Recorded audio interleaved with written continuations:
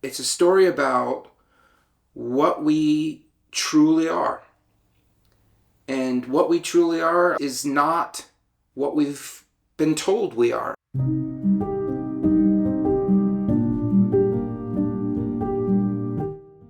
I want to tell you a story. I call it instead of a near-death experience, I want to call it a near-birth experience.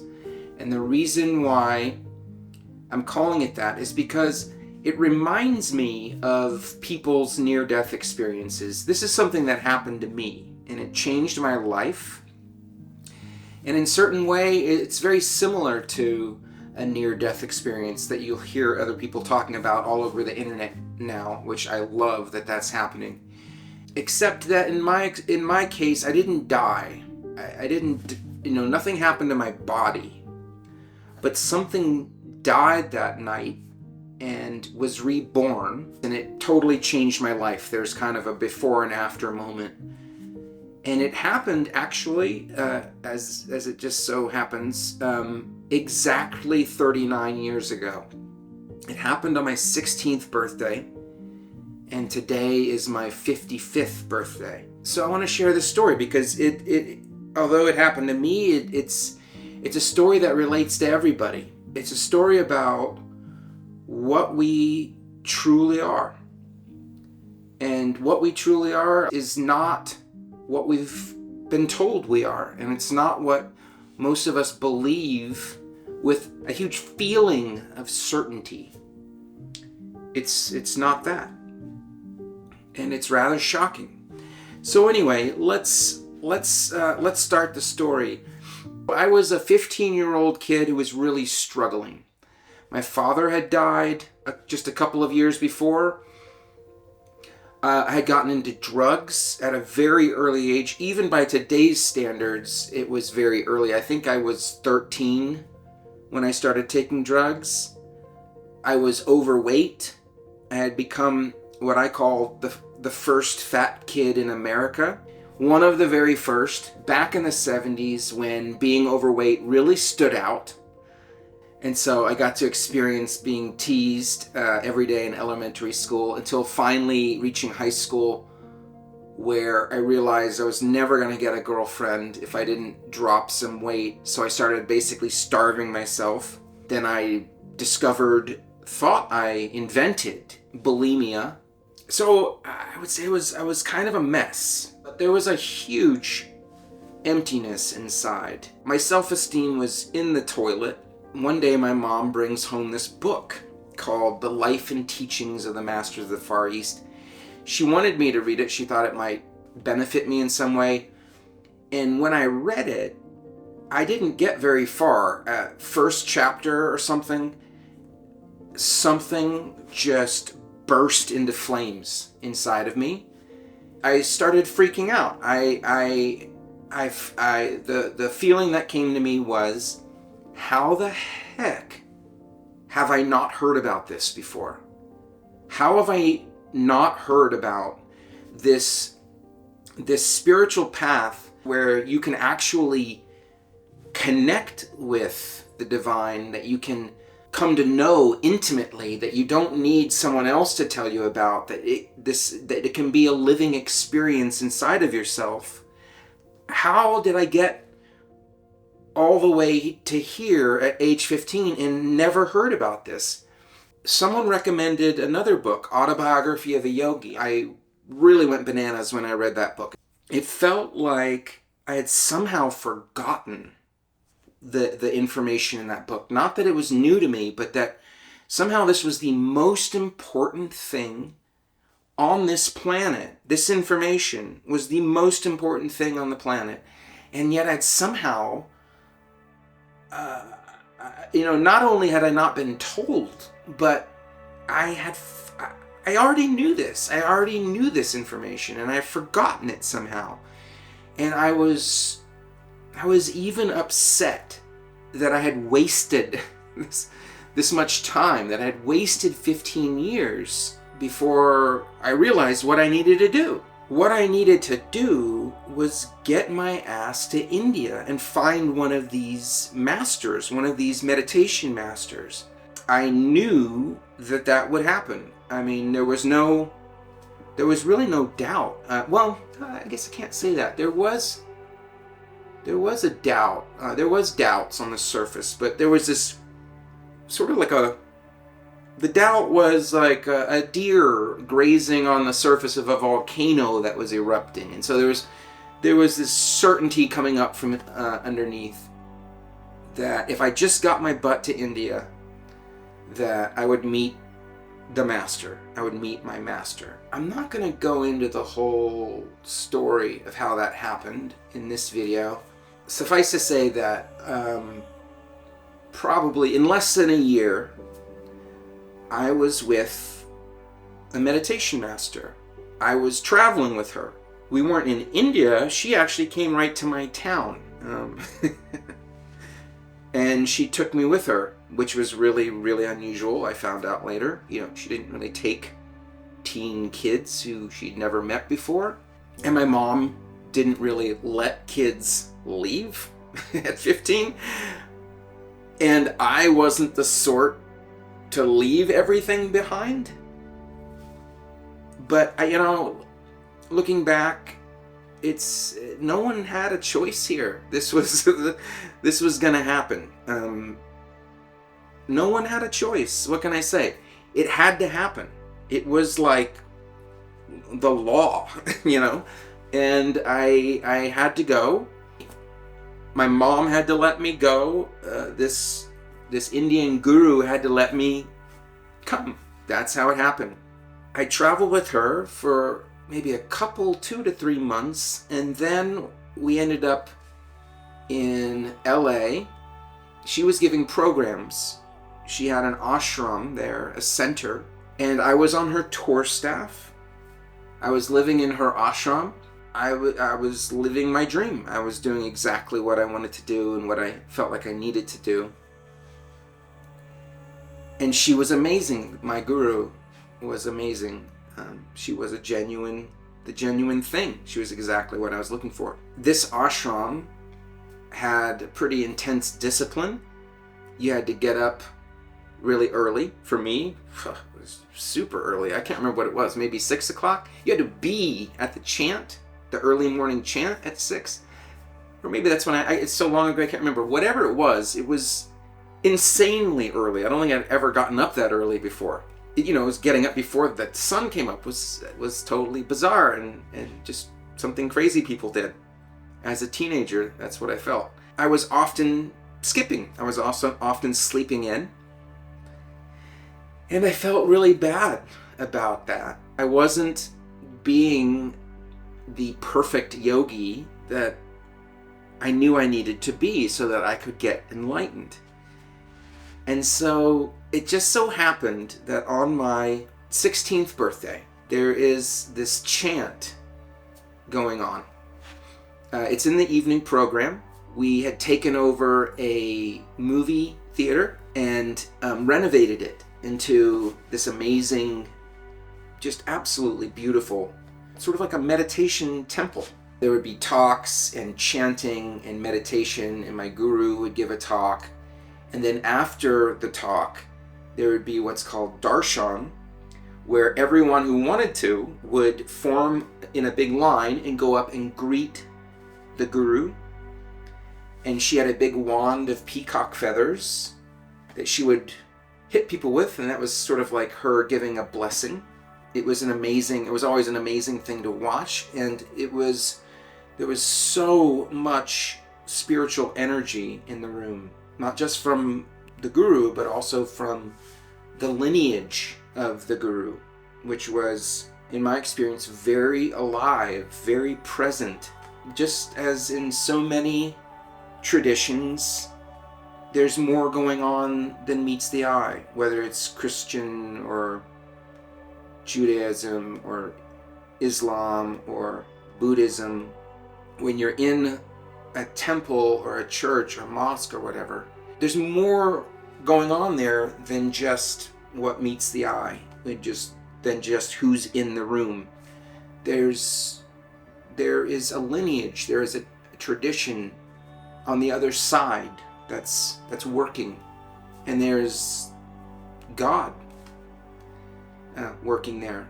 These programs were so powerful. For me, it felt like I was in almost like an aquarium of spiritual energy that felt just amazing, by the way. It felt warm and blissful and loving and so incredibly safe. It's like that was the air you were breathing and swimming in, that kind of energy. This one night, my 16th birthday, the chant starts, the lights dim, I close my eyes, and I start chanting. It's call and response. They had amazing chant, still do, I'm sure, have amazing chanting in this organization. So I close my eyes and I'm chanting, and I started praying to my guru, who was sitting right up at the front of the hall, not very far from me. I'm praying to her, and I'm praying to the lineage of these meditation masters. And I'm thinking about how I keep sleeping in. I keep waking up late. I'm not meditating as much as I should be. I'm not going to that early morning chant, and I'm feeling really bad about myself. And I've decided in my head that what I need is more strength. I need strength to do the discipline. That's, what my 15-year-old mind told me that I needed. Strength to do the discipline. I'm lacking strength. So I start praying for strength with my eyes closed during this beautiful chant. Man, I got a response to this prayer in a way that I don't think I've ever really gotten since then. I got like the full enchilada response. I'm sitting on the floor on a carpet. I'm sitting cross-legged, and when I make this prayer over and over, I need strength. Please give me strength. Please give me the strength to do the discipline. Suddenly, my body, I felt like my body just literally changed, like morphed. And it felt like that with utter realism. They're just exactly as real as my body feels like this. Suddenly my body widens out at the bottom, and I just become a massive mountain. Except I'm a self-aware mountain. I'm no longer in the hall. I don't perceive my physical human body at all, and I don't hear chanting. The only thing I perceive is that I'm a mountain all of a sudden. And, don't ask me how that even happens. I don't know. But I became a freaking mountain. And the mountain was strong. It was like Arnold Schwarzenegger's flexed bicep. But 10 miles at the base, and it permanently flexed. Just like, mountain. I'm so strong. I mean, that's what I'm thinking. That's what I'm feeling. Like a flexed bicep that was always flexing and never ran out of flex, As soon as that happened, and I took stock of it, I looked at it, I had this thought like, wow, this is strength. And the moment I thought that, my mountain body turned into liquid and fell down and expanded out in every direction, and I became, it's wild, I haven't thought of this, I haven't taken myself through this memory like this all the way through like I'm doing right now in a long time. So it's wild. So I became an ocean. My mountain body went away completely, and it was replaced with an ocean body. It was a self-aware ocean. There, in a lot of different traditions, I'm aware of this, that they believe that mountains and oceans and different natural things do have an awareness to them. And it makes me wonder, this experience makes me wonder, but I don't know.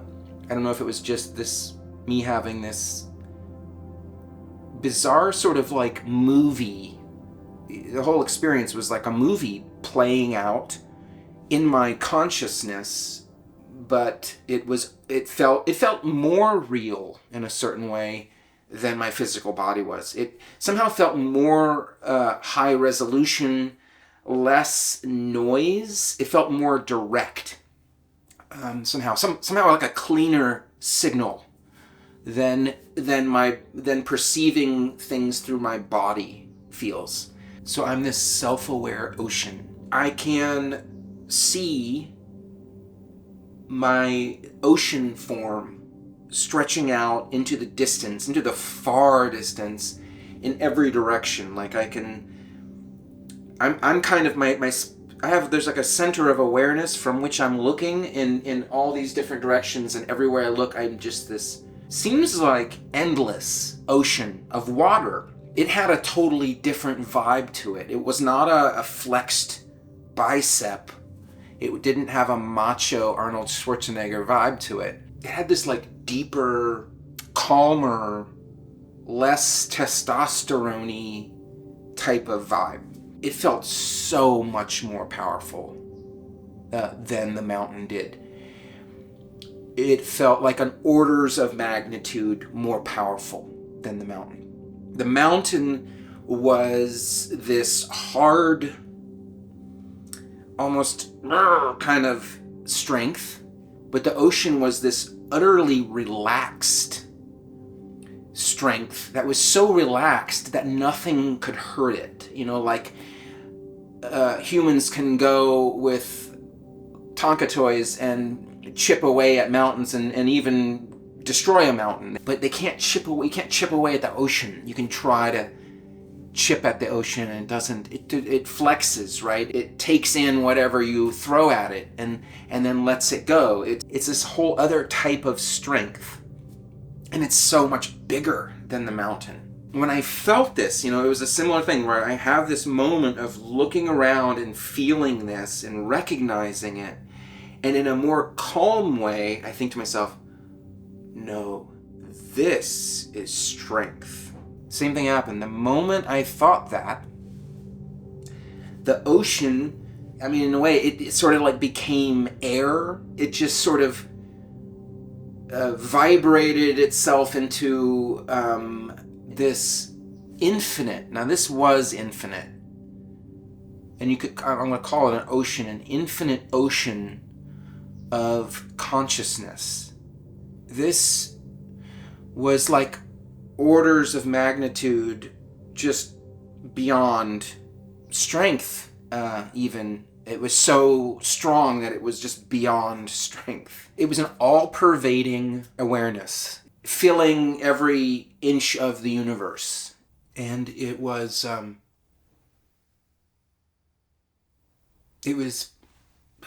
made out of love. So it was like pure love that was alive and aware and filling all things. And, strength really kind of stopped having a meaning at this point. And here's the crazy part.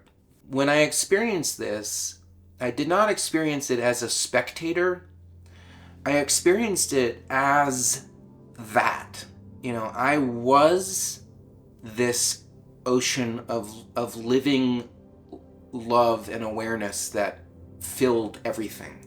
It's been a while since I've taken myself really at this level of detail. There was this moment there where I have this kind of holy shit moment. This guy that I think I am is utterly, it's just fake. It's an illusion. It's like a dream. When you wake up in the morning, you maybe had this really intense dream. In the dream, you're taking it so seriously. Your life's on the line. You're fighting some monster. You're in love with someone, and you're trying to get the gold back to your house. All this kind of crazy stuff can happen in a dream, and you're taking it utterly seriously. It doesn't matter how absurd it is. You don't have any reference outside of the dream saying, hey, this is absurd. You just think it's real. It's only when you wake up that you realize it's not real at all. It's completely fake. It's completely made up. It's just a dream. Well, that's what happened when I became this ocean of awareness, which is like, I mean, visually, it was like this black emptiness that just went on forever. But the emptiness was not empty. It was made out of, it was like love and awareness without a form. Okay, dude, get a grip here. It's almost like my identity as this, well, I just turned 16 that day. My identity as this teenage boy was like a ghost, you know? It was like a dream. Like when you wake up from a dream, the dream kind of flees. It kind of flies away from you, and you're like, oh, that was fake. That was just a dream. It's almost like a ghost leaving, being banished, right? Well, that's what happened with my teenage boy identity. It kind of just fled. It was almost like a shadow that flew away from me in this experience. I just recognized that I am this infinite awareness, not a boy. I've always been this. This isn't new either. It's not like I just became it. It's like I just remembered that I've always been this. And really important, I want to say that this is true of you. So I'm not just telling you this neat thing about me. The only reason I'm telling you this is because this is true about you. And that's the whole reason I'm recording this thing. When I hit that big expanse, there's a thought that goes through my head, like, oh, this is what they call God. This is what everyone's been talking about when they use the word God. They're referring to this. This is God. This thing that fills everything is sort of like, it's deeper than everything, but it's also, it has become everything.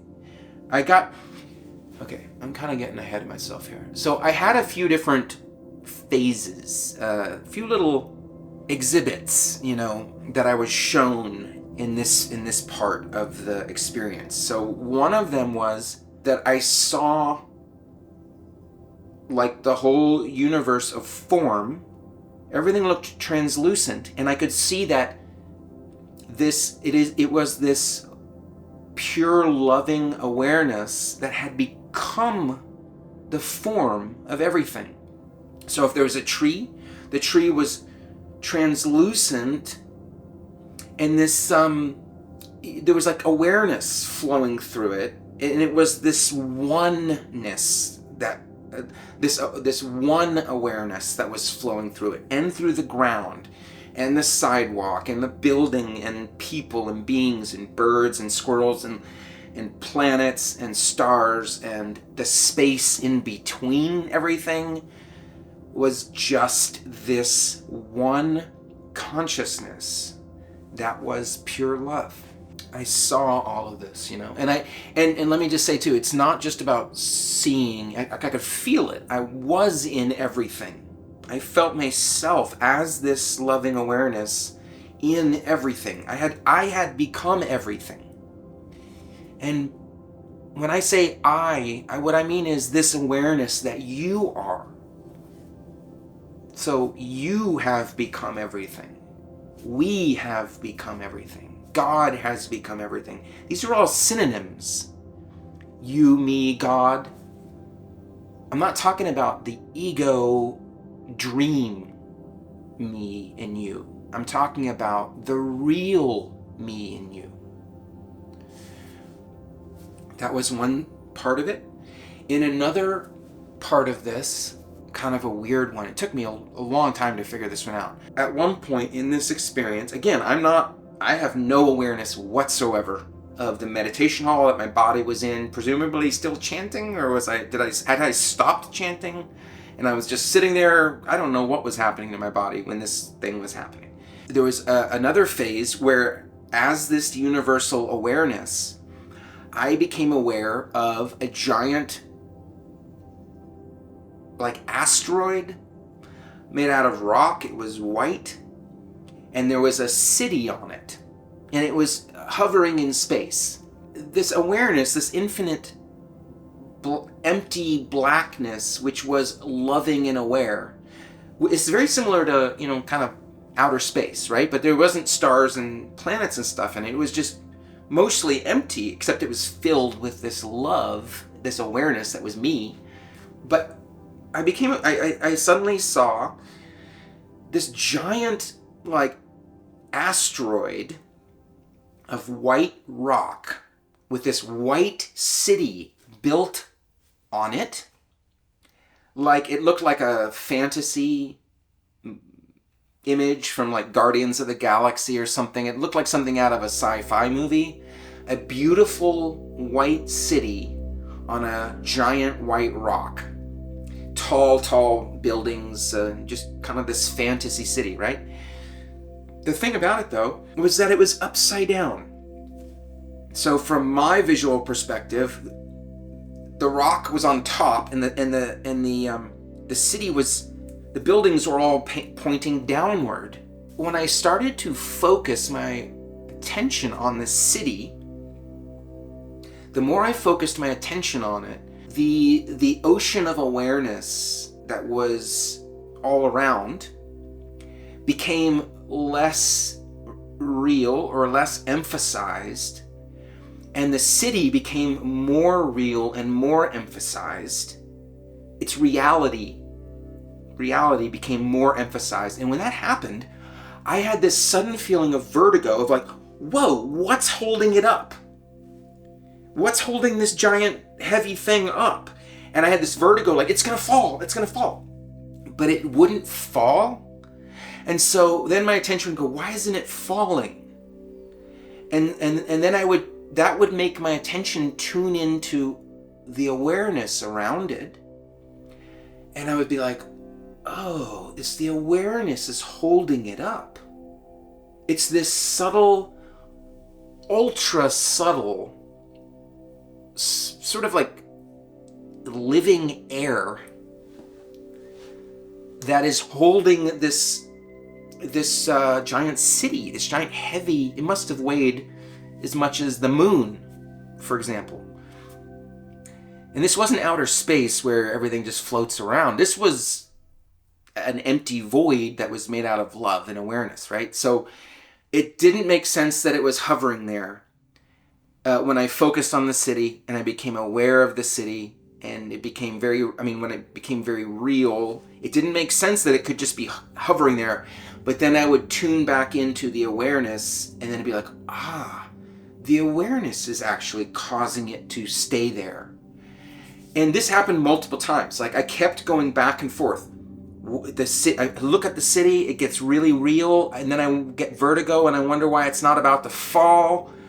And then I tune back into the awareness, and I'm like, and I relax and I go, the awareness is holding it. The awareness, and that's when I became aware that this awareness is the strongest thing in existence. It is, and here's the weird part about it. It's the most subtle thing that exists, and yet it's the strongest. And so that was the lesson. Whoever wrote this play, this vision that I had, whoever wrote it was pretty smart. I mean, they took me through this series of strengths, most crude, the flexing bicep that is a mountain, to this subtle emptiness that is yet the strongest thing in the universe. It is the thing that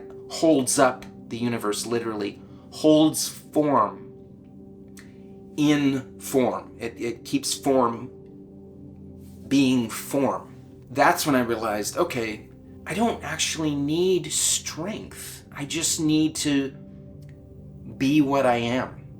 Because what I am, this awareness, is a million light years past strength or weakness. Strength, weakness doesn't apply to this reality. It doesn't make any sense there. It is so past that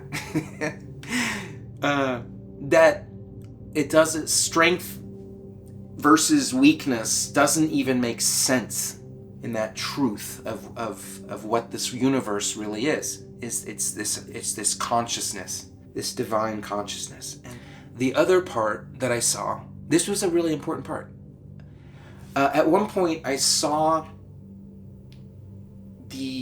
God. It was just this blazing, roundish light that was this pure love, pure power, pure awareness. But even though it was so powerful, it was extremely gentle. It was like the gentlest thing.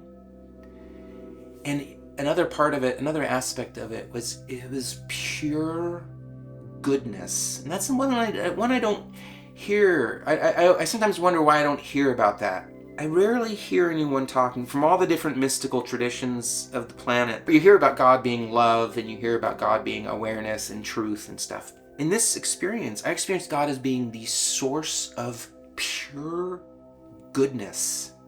It was like unrelentingly good and loving and kind and tender, and yet omnipotent, like we're talking like all the way to the top of the power hierarchy. Okay, so I see this giant star, and then I kind of start to become aware of these rays of light coming out of the star. There's like maybe an infinite number of individual strands of light, individual rays, and then I kind of zoom in, or my awareness is zoomed in on these rays, a little section of the rays, and then that's when I see that every ray is a being, a conscious being that lives in the universe like me and you and dogs and cats and angels and demons and trees and whatever, everything that is, alive and has awareness was one of these rays. And it was interesting because I could see that every ray was connected to God. It was connected right to that giant light that was just radiating love and goodness in all directions. I could see that every being was connected to God intimately and was actually part of God. Not just connected like touching God, but I mean was coming out of God. Was a part of God's being. That the being of every individual being is actually the same being of God's being. There's not a difference. But here's the weird part. I could see that towards the end of the ray, of each ray, there were beings who thought that they were not connected to God. There were beings who believed they were disconnected from God or separate from God, or there were beings who didn't believe God existed. It was so funny to see that, because I was seeing the whole picture and seeing, you're what do you mean you're not connected to God? Where do you think you're coming from? Where's your awareness coming from? It's coming right from God. Your life, your aliveness there's only one. There's only one life. There's only one aliveness. Your very aliveness and awareness and existence is coming from the one awareness, one existence, one aliveness. And it was weird because I could see that there was a lot of beings who were suffering because they believed that they weren't connected to God.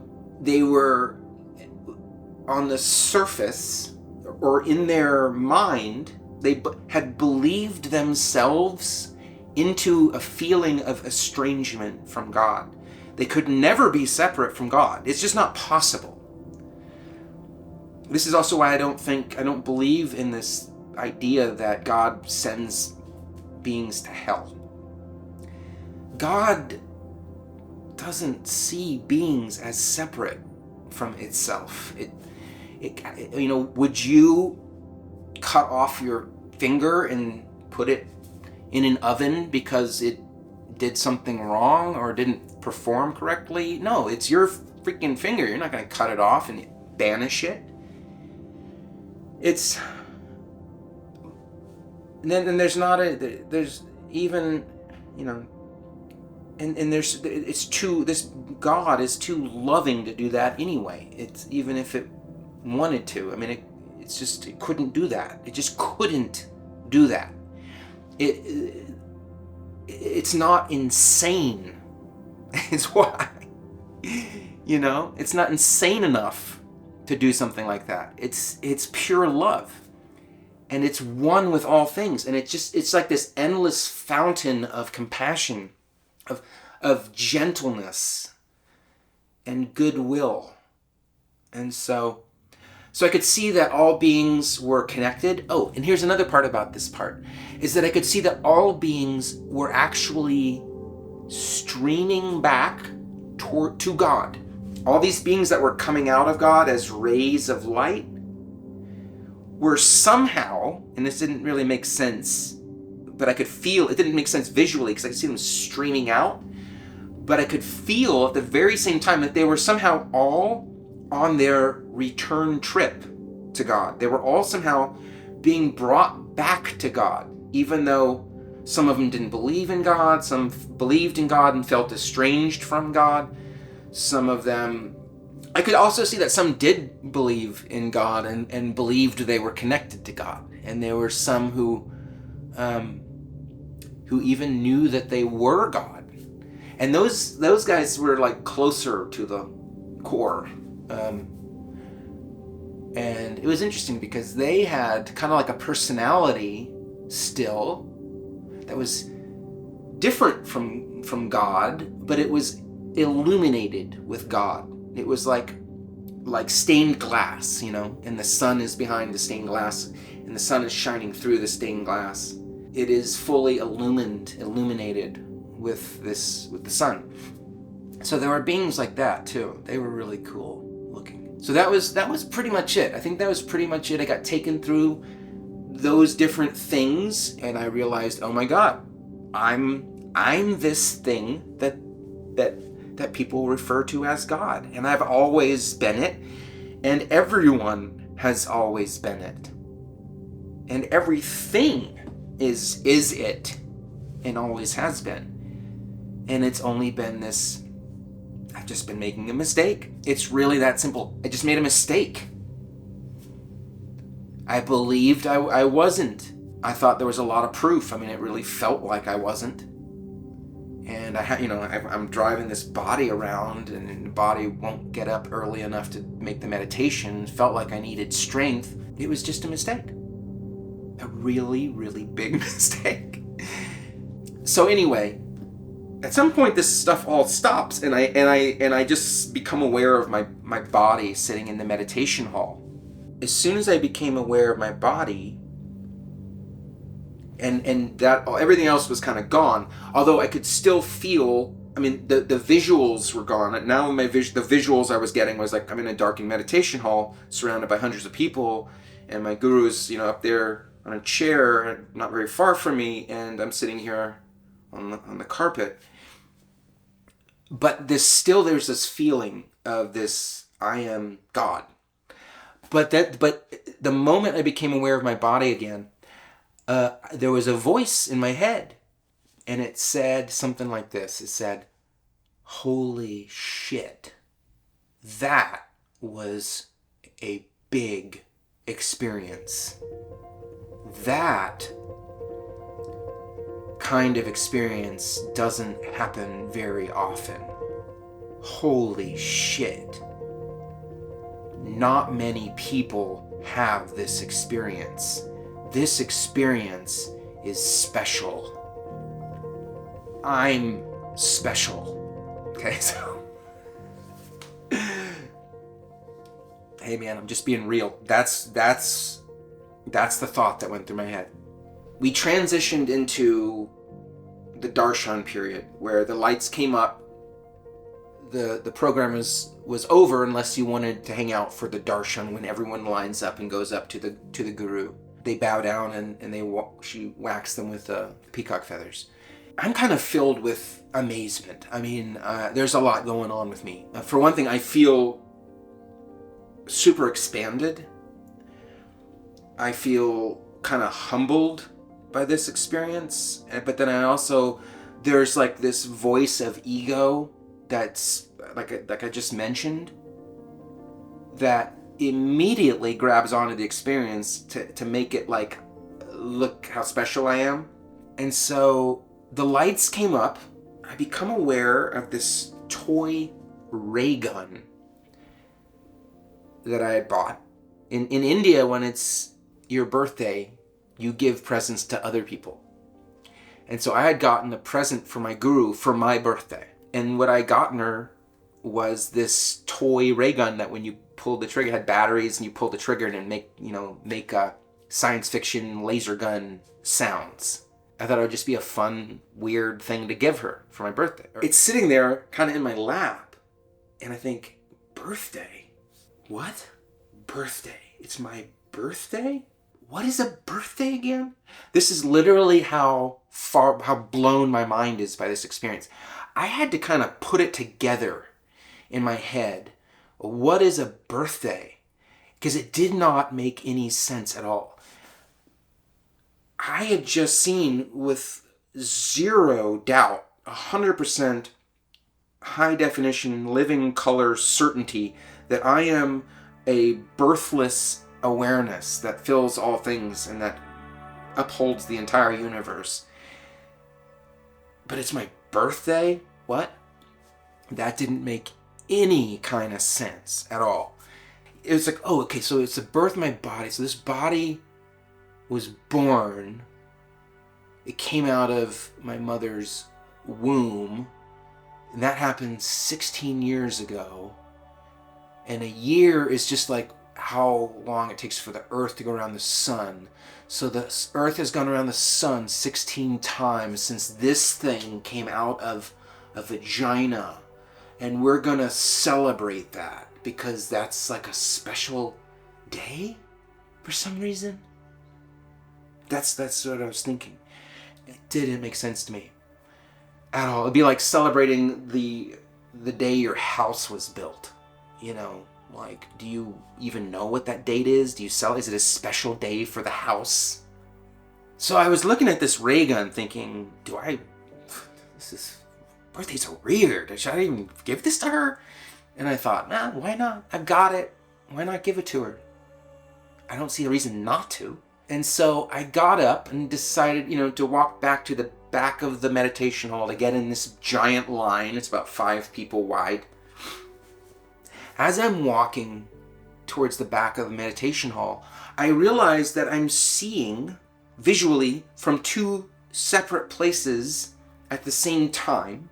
I'm seeing out of my eyes, but I'm also seeing from a place just above my head, like maybe a couple feet above my head. I'm getting a visual signal from up above my head and from my eyes at the same time. I'm getting 2 separate visual perspectives, and somehow it was fine. It wasn't confusing. It was made sense. I don't know why. I still don't know exactly why that happened. But as I'm walking to the back of the hall, I see a couple sitting or laying on the floor of the hall. In this organization, we separate the men and the women. The women are on one side of the hall, men on the other side. It's just, a traditional Indian way of doing it, which freaks some Westerners out. But hey, it's a different tradition, different culture. So a woman had come over when the program ended and was laying on the ground on the floor of the hall with her, presumably her boyfriend or husband. So that was like 2 violations of the code of the hall. Okay, so you didn't lay down. This is you maintained a little bit of discipline, and you didn't bring your girlfriend over to lay down on the floor with you. And so I had this judgment when I saw these 2 people. I'm not judging it now, but I judged it then. The judgment was not very strong. I was blown wide open. My heart was blown open. My mind was blown open. I was seeing from 2 different places. I had a judgment. It was really mild. It was very slight. In fact, I probably wouldn't even notice that I would have this judgment if it happened today. And the judgment was something, if I put it into words, it wasn't really verbal, but if I put it into words, it would say something like, that's undisciplined. Look at, they're laying on the ground there. You don't do that. Something like that. That would be the words. The moment I had the moment that judgment went through my mind, a bunch of things happened all at once. One is this visual perspective from above my head crashed into my body and it was gone. I was just seeing out of my eyes. For another thing, that little wisp of a judgment that just flitted through my mind, almost like a little fairy just flying through really fast, it was immediate. It became this giant thing that was so disgusting. It was like as if you had made a special meal for someone that you love with all of your heart, and then you present it to them, and you lay it out in front of them on the table, and then right before they take a bite, you get a bucket of diarrhea and you pour it onto the food. That's what it felt like, and that's a graphic image because that's literally what it felt like. It felt like that me having that little judgment was the most disgusting thing I could have ever done. It was so petty and unnecessary, and it was just me stooping down to the level of a bucket of diarrhea when I had just experienced. So what I think was happening there is the contrast between this unconditional love. I mean, it's real unconditional love. No conditions, no hang up, no way to make it stop. You could do anything to this love and it will never stop loving you because it is literal, unconditional. It cannot stop itself from being what it is. What it is literally love. That is also aware and also all-powerful and a lot of other stuff. But love can't just make itself not love because you did something. Love has to keep loving because that's what it is. So the contrast between that judgment of these 2 people with this unconditional love was so stark. It was so intense. It was so immediate, and it crashed my awareness. I just shrunk into a body. And then as soon as it happened, I went, ugh, like inside. I went, ugh, and I shoved that, I kind of like rejected that judgment as if I was shoving it away from me with my mind. And when I shoved it away from me, when I rejected that judgment, I got so horrified with how disgusting it was, I expanded again. But not all the way. I didn't expand all the way to where I had been just a moment before before I had that judgment. And I was getting some visual from above my head again, but not as clear and strong as it was before. So that happened, I made my way to the back of the line. I get in the line, and the line moves slowly forward. Eventually, I got to the point where I could see my guru sitting in her chair. People coming up, the next row would come up and bow down, and she would hit them with this peacock wand and smile, and she might lean forward and say something to one of them, and someone would ask a question, and someone would give her something, and With some people, she would take something and give it to them. And there's just this kind of beautiful interaction going on as this beautiful classical Indian music was playing. It was really just good vibes all the way during these darshans. But something weird was happening when I started to see my guru in front of the people who were standing in front of me. I had this experience that my guru's movements were somehow perfectly harmonized with my movements. I don't know, so this didn't really make sense because visually, physically, she was not harmonized. We weren't both moving at the same time. But my inner experience was that we were somehow completely harmonized with each other. Every little thing she did, just blinking her eyes, was somehow part of this dance that my body was doing, as if she and I were ballet dancers performing a ballet that we had rehearsed for a year, every day for a year. And then on the night of performing, we just let it loose and it just happened, right? That's what it felt like was happening between her body, her physical body, and my physical body, even though I'm shuffling forward in a line and she's doing her thing. That was not happening with anyone else in the room. And that's the only time I've ever had that experience with her or with anyone. Don't know what it was. I end up getting right in front. I bow down and I hear the woman next to me who's just bowed down and sat back up. She says to my guru, "I'm not happy. Can you help me?" And right as I come up, my guru, she's not even looking at me, but she just holds out her hand. She's looking at this woman, and then she holds out her hand in front of me. And I come up with that toy ray gun, and I just place it in her hand, as if we had choreographed this. And then my guru takes the ray gun, holds it in, and then shoots the woman with it. Makes this noise. And the woman has a shocked expression, and then my guru says, "You said you needed help." And then the woman's mind kind of blows and she starts laughing. I stand up, and again, I just have this feeling this is all choreographed. This is all perfect. This is all was exactly how it was supposed to happen. And this is all just happening exactly the way it's supposed to happen. It's not me doing anything. I start to walk away, and one of the girls next to the guru asks the guru, "Why did he give you that gun?" And I turn and I look back at my teacher, and she looks up at me and says, "It's his birthday."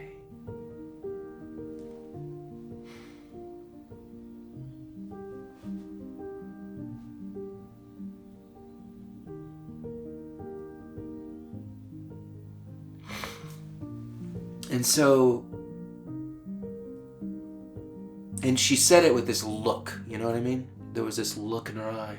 This look, she knew exactly what was going on.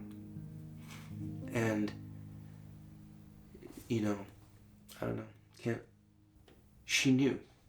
She let her eyes linger on mine long enough to let me know that she knew.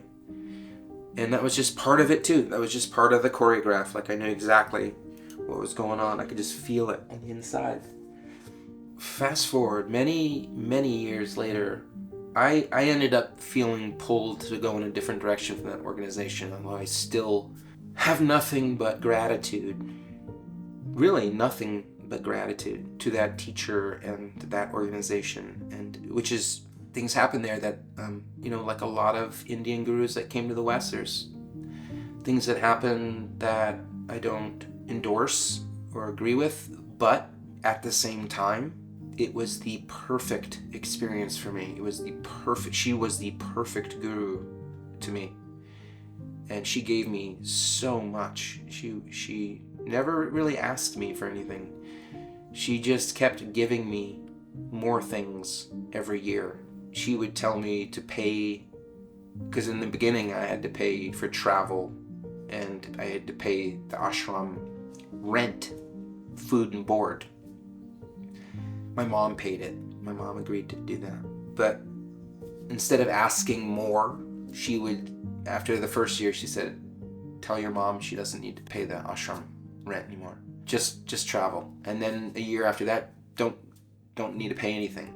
And then they gave me a stipend, So contrary to things you hear about gurus, just want your money and all that stuff, that's not true of all of them. Many years later, I had another teacher. I was telling him this story. When my teacher had said it's his birthday, my first teacher said it's his birthday, my mind was blown by that. I was like, she gave me that as a birthday present? That's where my mind went. Is that she gave me that experience as a birthday present. She gave me the knowledge that I don't even have birthdays as a birthday present. And that was just kind of a mind blower, But when I told my teacher, my second teacher that, many years later, he said, no, the meaning was that was your birthday. That's the day you were born. And that's so true. That's the real day of my birth. My real birth didn't happen 16 years prior to that day. My real birth happened that day. That's the day I was reborn into the understanding of what I really am and what I'm really not, and what you really are and what you really aren't. I don't live in an unbroken experience of that. I spend most of my time thinking and feeling and believing that I am this dude, but I don't believe it all the way because the mirror's got a crack in it now, and it got some other cracks after that, but that was one of the big ones. And I'll finish with an idea. I just told you about an experience that happened 39 years ago. And it's a really big deal to me. It changed my entire life, like literally reorganized the rest of my life.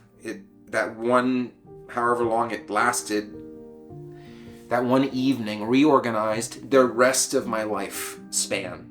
I was a different person after that. There was a guy in the ashram who traveled on tour as well. He became a really good friend of mine. He was a very hardcore yogi, like I thought I needed to be. He was gone when that experience happened, and I didn't see him until 2 weeks later. So 2 weeks later, when I see him, and I just walk up and say, hi, how's it going? He stops and he looks in my eyes and says, what happened to you? You're different.